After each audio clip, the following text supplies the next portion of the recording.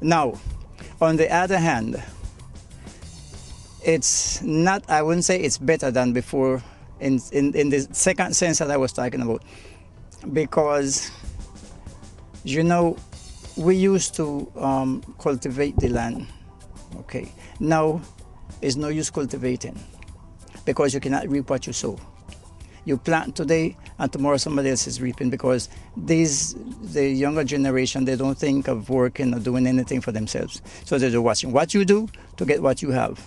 So in that sense, I think it's not better than before, because before we could leave our house open and walk and go away. We go to fish, we go to the ground or wherever and come back and everything is there. You can't do that today. I wouldn't advise anybody to run that risk. I won't do it. Well, I will tell those that having children to remember the way that they were brought up and to try to bring up their children in the right way, to be respectful and to be, you know, have more ambition to like the place that they live, to study more and to develop on their culture, right? Because we can't even say we have a culture today. Where is it? What I like for Catalina and why I don't want to live anywhere else besides Catalina is precisely because of its tranquility, right? Catalina is very tranquil for now. Okay, so you can see we are here. You don't hear anybody talking. You don't hear no noise. You don't hear anything because it's very easy, tranquil place, and that's what I like most of it.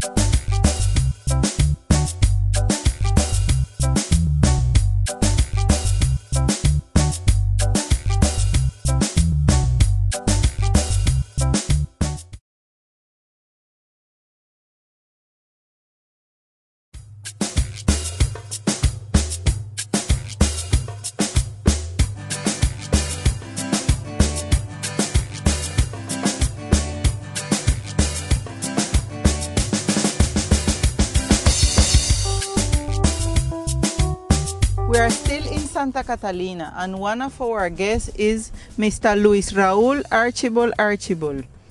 He is a son of this island, and he's going to tell us a little bit more about Santa Catalina.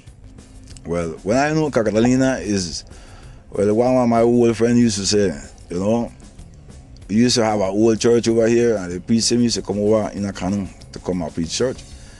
And on Sunday, everybody used to, big, small, medium, what you never, put on your jacket and let's go to church. You know, when you come in the evening, Sunday school, they got catechism, you don't know, let's go back.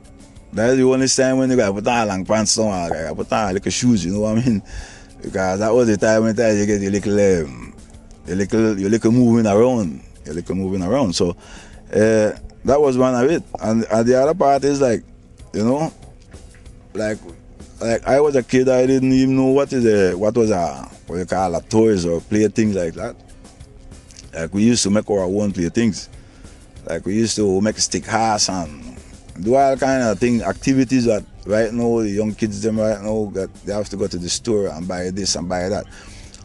Well, you know, things used to be a lot more. I used to call it more. Used to enjoy life a lot more. I know because now, well, everything is money. I think at my time, we never need much money. The people we used to make some changes and, you know, make some trucks, they call it. Okay, like cane grind. That, you know, that was one of our specialty what we used to do here, like cane grind. That's the only time me and my friend and my families them usually we can get together. Because there, you know, like you're going with your back light and you're going with your buckle, you're going to go pick up your little liquor, but still you got a little conversation with your friend them before, or a little intercourse going on. You got 3 hours, they'll the full liquor. My enjoyment used to go around the house and forget my liquor to come home with. When I come home, my old man then got liquor to drink. You know, things like that. Things now like you have to go, they got an electric mill. You know, You don't hear no more, shoop, shoop, shoop, shoop, shoop. You don't hear them thing no more. You hear, oh, pow, pow, pow, pow, pow. A machine make noise and they make can't. I don't enjoy them thing no more. So I'm not going to work and grind. And I don't even enjoy the liquor. The guy not taste the same way. I do. Mr. Raul, you was out for many years. When you come back, what you find different in Catalina? Well, I tell you, that is a good one. When I reach back to the island, I leave from here in 1968. I went to San Andrés and studied in the Bolivariano. I studied till 71. And from there I gone on the beach. So I started out life there. Started to drive lunch with my cousin Ibs and them and started around Johnny Kia Aquario. And afterward, my good friend Norvel Smith said, hey, make we go ship out. So I said, all right, that is a new experience, make we go on it. So we gone, but so how we know the change? Every time you leave the island and go and come is when time you see the change. So if you live right here, you don't realize what's taking place. But you go and come, and every time I go and come, I find the island in a different position and a different situation. So I lived San Andrés till in the 80s. And I decided to come to Providence and eradicate myself. So I am here in Providence from 1980. I'm here in Providence. And I tell you the truth, Providence, I see some developing up more in Santa Catalina. Like this walk here, the past the walking was I think it was very important for the community. Not only on touristical basis, for the community, because we used to walk on a wall about 40 centimeters wide, and we have a lot of history about that wall. A lot of people drop in the water and things like that because there was none light there was to do not much, But anyway, the people them still enjoy it because that was like our highway was to get home. Mr. Kapu, and tell us how the transportation between the two islands used to be before. For me, that was it was an enjoyment. We used to get a lot of kick out of having to live in Catalina, and the people them used to, like the vices them and the things them used to be much more louder and now. Like maybe now is too much machine working and things like that. I remember Miss Carmen used to holler up the road. Hey, tell Miss Regis if you send 2 pounds of sugar and 3 pounds of rice. And they used to hear that from one side to the other side. And they used to bring over what you never did ask for, the canoe. Nowadays we use telephone and they make something if we even holler, we don't go here. I don't know what I figure or I think it's got to be all these motors and things like that. That thing was very quiet in time, So not everybody used to have a canoe. So that used to be a real problem. I was a kid, I used to go on Saturday night, they used to have a little party down maybe on Mountain or Rocky Point or something like that. So I go over in my little canoe. When I get, like my good friend Martha and Noemi them was the canoe thief.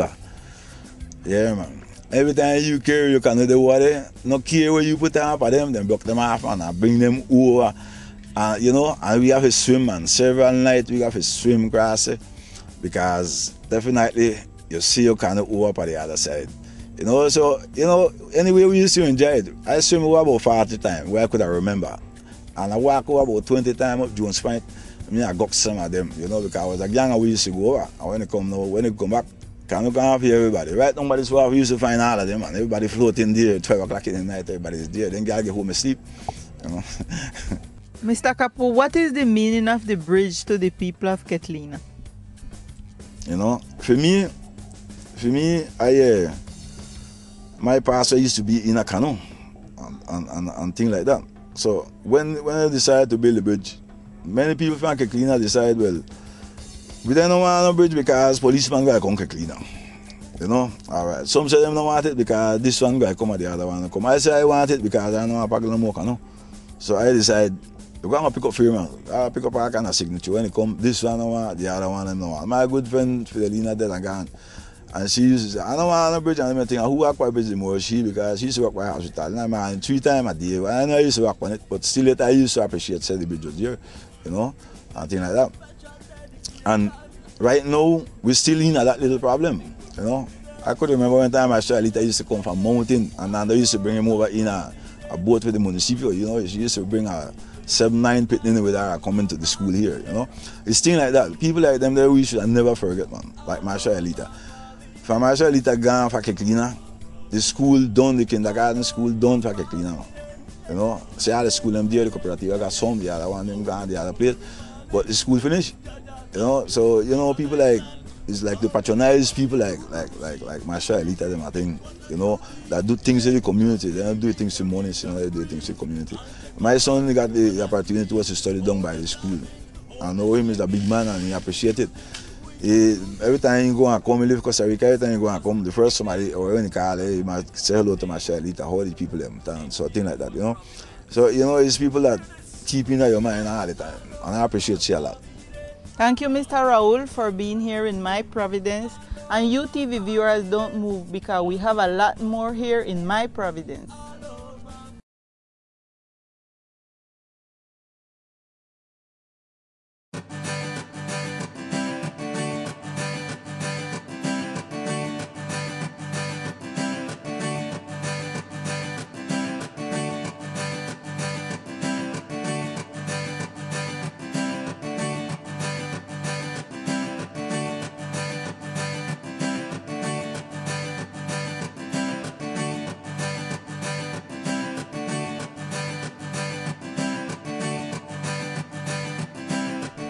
Well, my TV viewers, at the top end of Catalina, we come to the end of the program for today.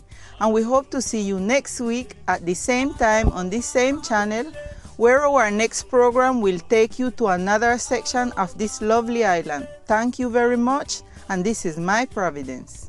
Run down, you want, pile up, you want. Grab two, you want, stew come, you want, fried fish, you want, rice and beans, you want, big tail, you want, dumpling, you want. I love my Providence, I love my Providence.